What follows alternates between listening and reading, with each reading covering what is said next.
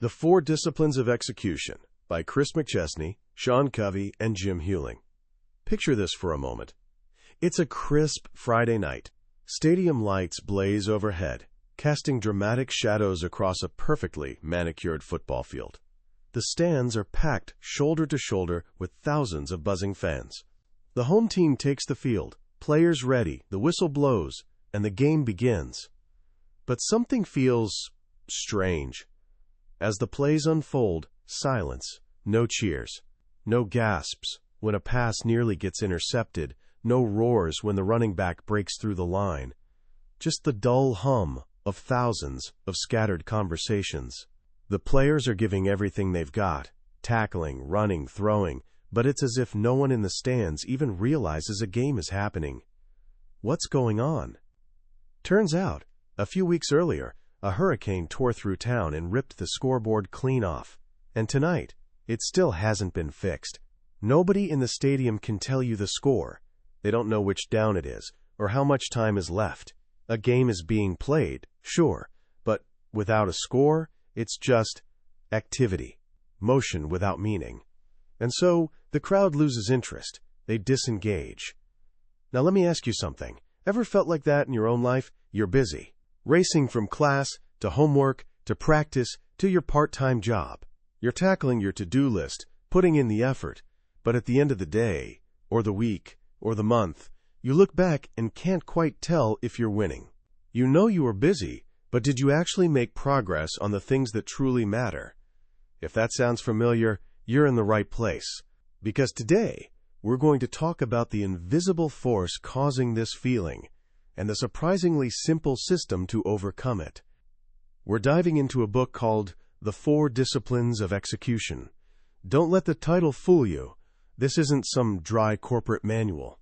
It's a secret weapon used by some of the world's most successful companies, from Marriott Hotels to Comcast to Coca-Cola, to crush their most important goals. But we're talking about it today because its lessons are universal. They apply whether you're a student trying to ace exams, an artist finishing a masterpiece, or anyone trying to achieve something truly important amid life's endless distractions. The authors, Chris McChesney, Covey, and Jim Huling, spent years working with thousands of teams and discovered something profound. Most of us fail to reach our goals not because we aren't smart enough or don't work hard enough. It's because we don't know how to fight the right enemy. By the end of our time together, you'll understand 4 simple rules that allow ordinary people to achieve extraordinary results. Not by working harder, but by working differently. You'll learn how to identify your single most important goal, how to find the secret levers that guarantee progress, how to create a game you can actually win, and how to build a rhythm of success that becomes unstoppable. This isn't just about getting things done. It's about making a real, measurable difference in the things you care about most. So let's begin. Let's talk about the real enemy of execution. There's a hidden enemy sabotaging almost every great plan you'll ever make. It's why your New Year's resolutions fade by February. It's why that brilliant project idea you had is still just an idea, gathering dust in the back of your mind. This enemy is powerful, relentless, and the most dangerous thing about it, you're living inside of it right now. The authors give this enemy a name. They call it the whirlwind. The whirlwind is your day job. It's the massive amount of energy you spend just keeping things going. The homework due tomorrow, the emails you need to answer, the chores your parents asked you to do, the phone calls you need to return. The whirlwind is everything that's urgent. It screams for your attention, right here, right now. And here's the fundamental conflict of our lives. Your most important goals, the things that will truly move your life forward, the breakthroughs, are rarely urgent. Learning a new skill, getting in shape, building meaningful relationships, studying for a final that's a month away. These things are incredibly important, but they don't scream at you. They whisper. And when urgency and importance clash, urgency wins every single time. The book makes it clear. The whirlwind isn't bad. It's necessary. It's the stuff keeping your life running. Ignore the urgent, and it can kill you today. But focus only on the urgent, and you'll never make real progress. You'll just spend all your energy trying to stay upright in the wind. The challenge isn't to eliminate the whirlwind. That's impossible. The challenge is to execute your most important goals in the midst of the whirlwind. This is where most of us fail. We launch a new goal with excitement. For a few days, we're motivated. But then the whirlwind roars back. The new goal doesn't die with a bang, it dies with a whimper. It's slowly suffocated by endless day-to-day demands, until one day, you find yourself saying, "Oh yeah, I was going to learn guitar. Wonder what happened to that?" The whirlwind happened, and it will win every time, unless you have a system, a different way to operate. And that's what the 4 disciplines are: a simple, repeatable, proven system for executing your goals in the real world, a world filled with chaos and distraction. So what is this system? Let's break it down, one discipline at a time. The first discipline is perhaps the most difficult, because it goes against every instinct of an ambitious person. Discipline 1. Focus on the wildly important. Think about the sun. Its rays are powerful, but spread across the earth, they just provide gentle warmth. But take a magnifying glass and focus those same rays onto a single point, they can set paper on fire in seconds. That's the principle of focus, and it's the starting point for all execution. The authors found a startling statistic in their research. Only 1 in 7 employees could name even one of their organization's most important goals. People were working hard, but they didn't know what the goal was. They were scattered. The first discipline requires you to fight the urge to do more, so you can achieve more. As a leader, or even just as an individual, it's brutally hard to say no to a good idea. Feels like you're giving up. But the book offers a mantra worth writing down. There will always be more good ideas than there is capacity to execute. You cannot do everything with excellence, so you must choose. Discipline 1 is about choosing your one single most important goal. Not 2, not 3, not 5, 1. The authors call this your wildly important goal, or WIG. A WIG isn't just another item on your to-do list. It's a goal so important that if you failed to achieve it, nothing else you accomplished would matter as much. It's the one thing representing a true breakthrough. But just choosing a goal isn't enough.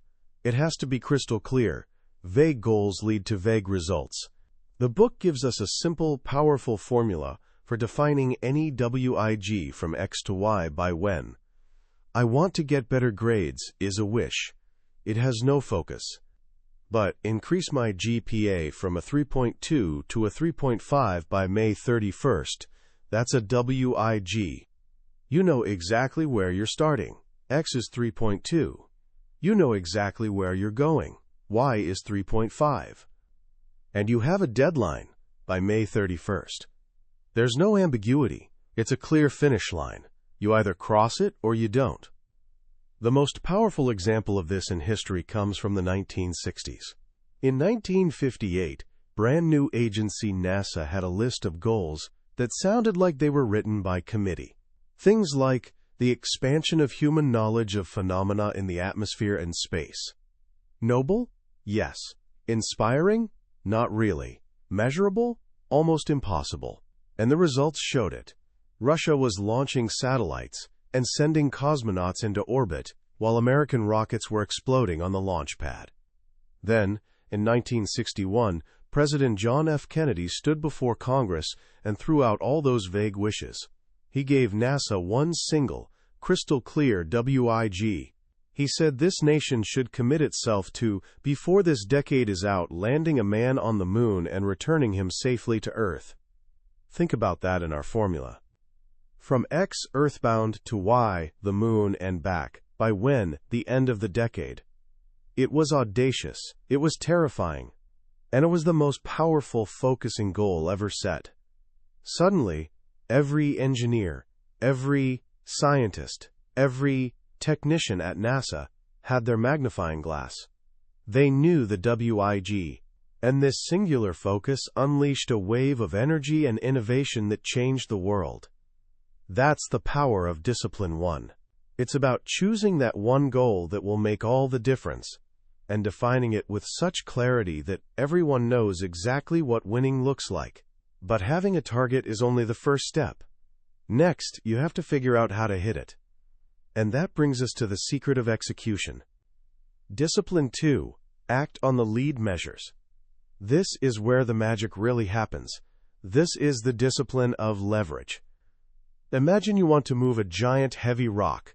You can push against it with all your might, day after day, and it won't budge. Your effort isn't the problem. Your strategy is. What you need is a lever. A small action that, when applied correctly, creates a disproportionately large result. In the world of goals, there are two kinds of measurements. The book calls them lag measures and lead measures. Understanding this difference is one of the most important insights you'll ever have about achieving goals. A lag measure is the measurement of the result you want to achieve. It's the WIG. Revenue, profit, customer satisfaction, your final grade, the number on the scale. These are all lag measures. They're called lag measures because by the time you get the data, the performance that drove it is already in the past. You can't do anything about last quarter's sales number. It's history. It's like trying to drive a car by only looking in the rear-view mirror. This is where almost everyone gets stuck. We obsess over the lag measures. We stare at the scale, worry about our GPA, but feel powerless to change it. A lead measure is completely different. A lead measure tracks the new, high-leverage actions you must take to reach your goal. It's the lever that moves the rock. A good lead measure has two essential characteristics. First, it must be predictive, meaning if the lead measure changes, you can predict the lag measure will also change. Second, it must be influenceable. This is critical. It must be something your team, or you as an individual, can directly control. Let's go back to our GPA goal. Increase my GPA from 3.2 to 3.5 by May 31st. The 3.5 GPA is the lag measure. What are the lead measures? What are the predictive, influenceable actions that will make that lag measure move? You might choose to 1. Complete 2 hours of focused, uninterrupted studying, 5 nights a week. 2. Attend every single class for all my courses. Notice how these fit the criteria. Are they predictive? Absolutely. If you study consistently and never miss class, it's highly predictable your grades will improve. Are they influenceable? Yes. You have almost complete control over whether you sit down to study or go to class. You can't directly control what grade a teacher gives you on a final, but you can control the actions that lead to a good grade. This feels counterintuitive. Our brains want to focus on the big result, the lag measure. But the secret of execution is to shift your focus. You still honor the lag measure. That's the ultimate goal. But you pour your energy and attention into the lead measures. You fall in love with the process, knowing the process will deliver the results. The book shares a fantastic story about a national shoe retailer. Their WIG was to increase the percentage of people who came into the store and actually bought shoes. This is called the quote conversion rate, and it's their lag measure. They brainstormed a long list of possible lead measures, things like greet every customer or make sure all sizes are in stock. All good ideas. But through experimentation, they discovered the single most predictive, high-leverage behavior that drove sales. What do you think it was? It was measuring children's feet. Think about it. A parent comes in, stressed, with multiple kids who all need shoes for school. A friendly salesperson comes over, kneels down, and carefully measures each child's foot with one of those metal Brannick devices. They engage the kids, make sure the fit is perfect, then bring out shoes they know will be the right size. For the parent, this small act transformed a stressful chore into a caring, helpful experience. The result? Sales skyrocketed. That one simple, influenceable action, measuring feet, was the lever that moved their massive WIG. Discipline 2 is about finding your measuring feet. It's about asking, of all the things I could do, what are the 1 or 2 things that will have the most impact? Once you've identified them, you've found your leverage.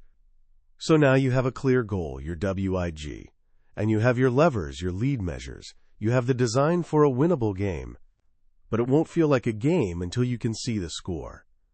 This brings us to the third discipline. Discipline 3, keep a compelling scoreboard. Remember our football game? The players were playing, but nobody cared because there was no scoreboard. The authors state a simple but profound truth. People play differently when they're keeping score. And there's a subtle but important emphasis here. People play differently when they are keeping score, not when the score is being kept for them, hidden away in a manager's spreadsheet. This is the discipline of engagement. The highest levels of performance always come from people who are emotionally engaged. And the fastest way to get there is for them to know, at any given moment, whether they're winning or losing. Now, you probably already have scoreboards in your life. A report card, a bank statement, a performance review. The book makes a crucial distinction between what it calls a coach's scoreboard and a player's scoreboard. A coach's scoreboard is complex. It's packed with data, analytics, historical trends. It's for analyzing the game. It's important, but it's not motivating for the players on the field. A player's scoreboard is radically simple. It's designed for one purpose and one purpose only: to motivate the players to win. A great player's scoreboard has 4 characteristics. 1. It must be simple. Just a few key pieces of information. A sports scoreboard doesn't show you every statistic. It shows you what you need to know to play the game: the score, the time, the down. 2. It must be visible. If the scoreboard is hidden on your computer or in a folder, it's out of sight, out of mind. It has to be in your face, where the whole team can see it all the time. The whirlwind is always competing for your attention. A visible scoreboard levels the playing field. 3. It must show both the lead and the lag measures. This is where the story unfolds. The players need to see the connection between their actions, the lead measures, and the results, the lag measure. When they see the lead measure bar go up, and then a week later they see the lag measure line start to climb, it's electric. They realize what we're doing is working. Our effort is directly moving the needle. This is where belief is forged. 4. It must tell you at a glance if you're winning or losing. The book calls this the 5-second rule. If you can't look at your scoreboard and know if you're winning or losing within 5 seconds, it's not a player's scoreboard. It's just data. To be winning, you need to know 2 things: where you are right now and where you should be right now. A simple line showing your goal pace versus a line showing your actual performance instantly tells you the story. Are you ahead? Are you behind? The game becomes real. When you create this kind of scoreboard, something magical happens. The goal stops being the boss's goal or the company's goal. It becomes our game. The team starts talking about it, thinking about it, coming up with ideas on their own to move the score. It taps into a fundamental human desire, the desire to win. So we've focused on a WIG, we've identified our lead measures, and we've put up a compelling scoreboard. We have designed the perfect game. But we're not playing it yet. The first 3 disciplines set up the game. Discipline 4 is where you actually play it, week in and week out, no matter what the whirlwind throws at you. Discipline 4, create a cadence of accountability. This is the discipline that brings it all together. It's the engine that drives the whole system. Think about this for a moment. Ever agreed to do something like a new chore at home? For the first couple weeks you do it. But then your parent goes out of town for a weekend. They forget to check. And when they get back, they find it hasn't been done. When they ask why, a common response is, "Oh, are we still doing that?" It only takes a short break in accountability for a new habit to fall apart. This is true for a family, and it's even more true for a team at work or for yourself when you're trying to build a new habit. Discipline 4 is about creating a rhythm, a recurring cycle of accounting for past performance and planning for future success. This rhythm takes the form of a simple, powerful meeting the authors call a WIG session. A WIG session is held at least once a week. It's fast, no more than 20 to 30 minutes, and it has a simple, fixed agenda. This is not your typical staff meeting where you talk about everything under the sun. In fact, there's a sacred rule. The whirlwind is not allowed in a WIG session. No matter how urgent other issues seem, this meeting is exclusively about the WIG. The WIG session has 3 parts. 1. Account. Each person on the team reports on the specific commitments they made last week to move the lead measures. Did they do what they said they would do? This isn't about shame or blame. It's a simple report.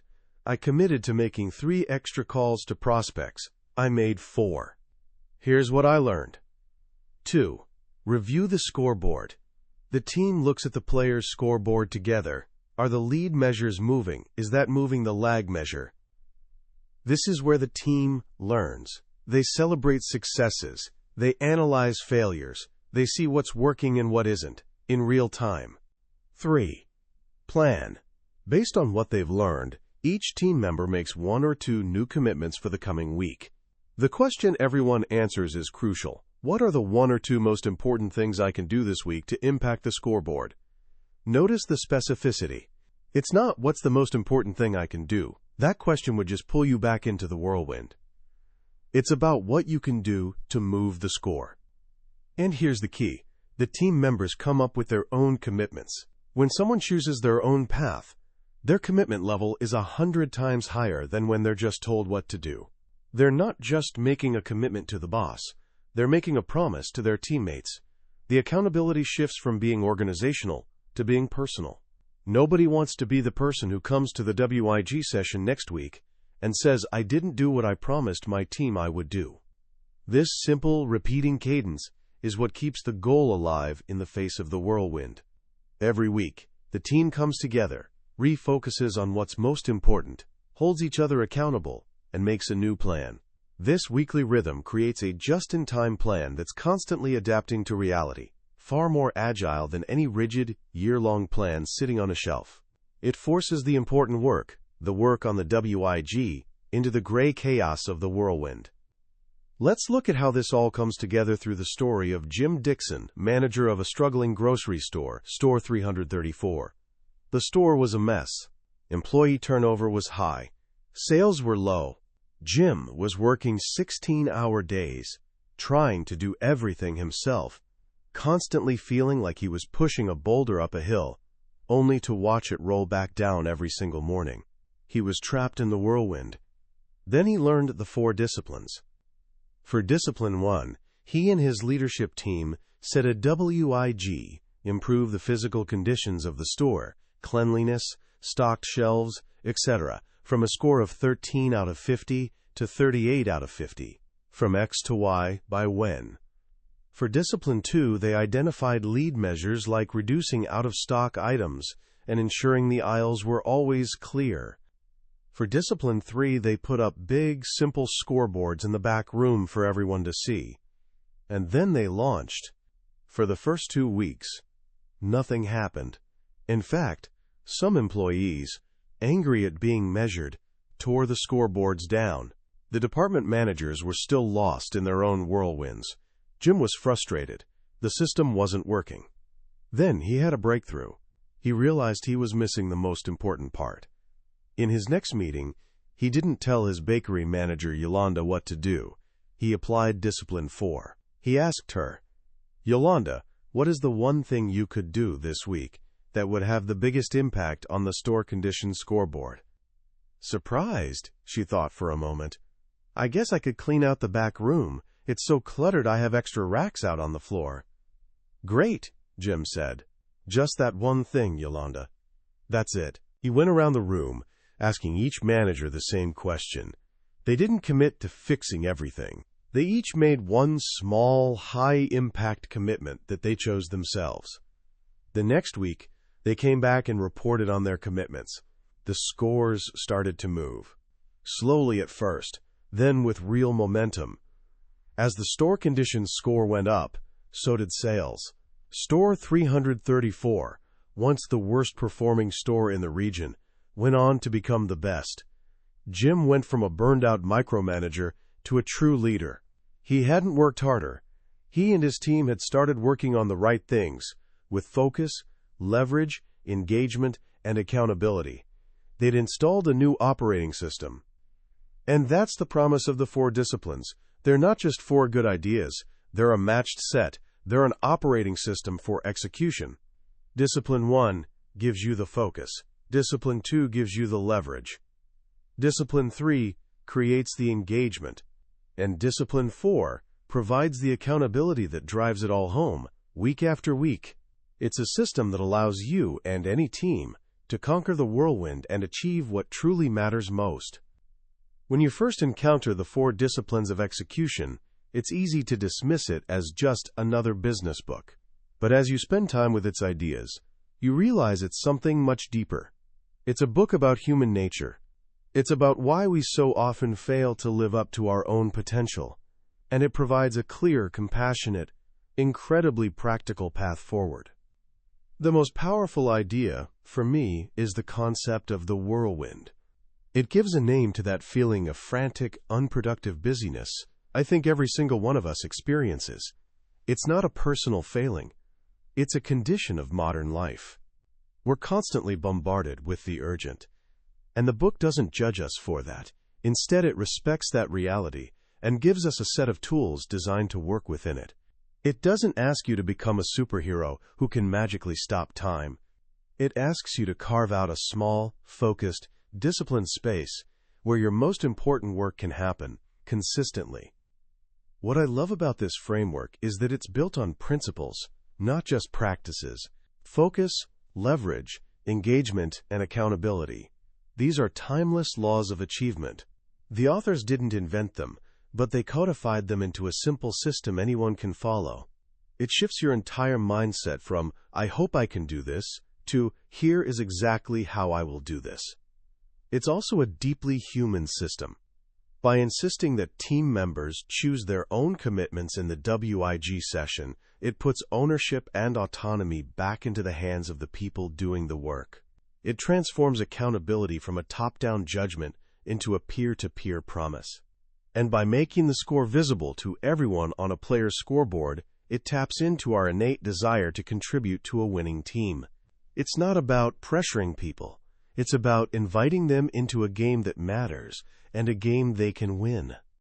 So how can you start applying this to your own life, right now, even before you read the book? Here are a few simple actions you can take today. First, identify your personal whirlwind. For just 1 week, be an observer of your own life.